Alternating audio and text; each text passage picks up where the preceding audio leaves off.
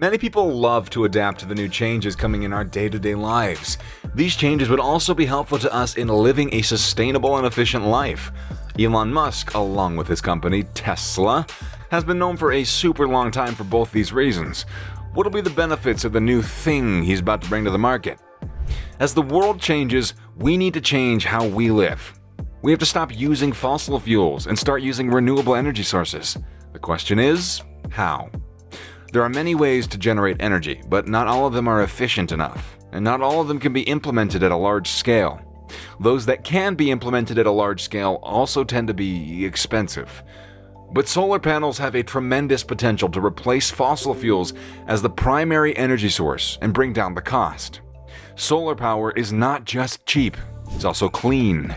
It produces no harmful gases or byproducts and creates no accidents due to leakages or explosions. The world has moved from using fossil fuels to using renewable energy sources. Fossil fuel power generation has reached saturation and is showing a downward trend. In 2013, according to the BP Statistical Review of World Energy, the primary energy consumption was 13,439 million tons of oil equivalent, MTO, with fossil fuels accounting for 85% of the total primary energy consumption. So there's no doubt that EVs will have a place in the world's transportation and other sectors in the future. The question is whether or not it will replace conventional vehicles. Like electric vehicles, FCVs run on electricity generated from fossil fuels, and we all know fossil fuels are a non-renewable energy resource. Unlike EVs, FCVs can be refueled at home, like filling up a tank with gasoline, or at public stations, thus making them convenient for drivers and the general public.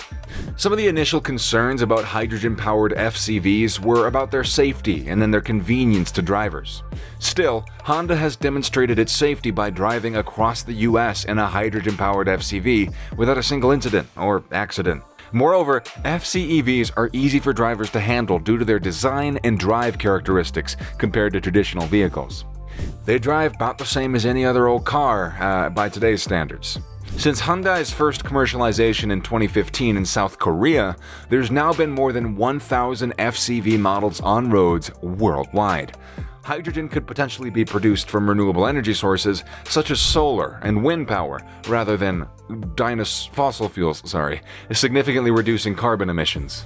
Currently, FCVs are struggling to catch up with EVs, but the future may belong to the FCVs. That's because FCVs offer a variety of advantages.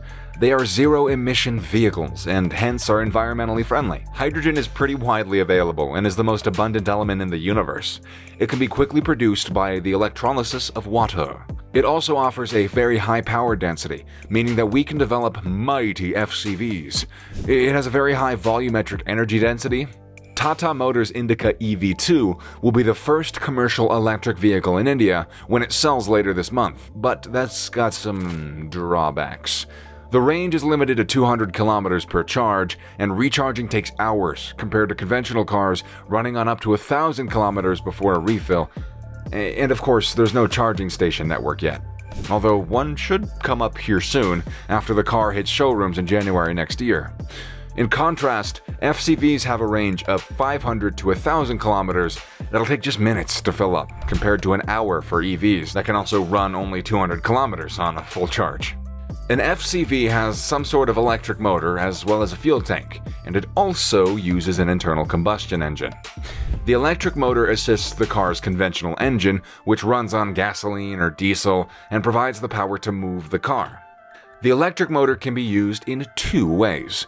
It can either power the car by itself, or it can be used to charge the primary battery pack whenever the car is decelerating or braking. This feature is common to both hybrid cars and plug-in hybrids, but there are some specific differences between them.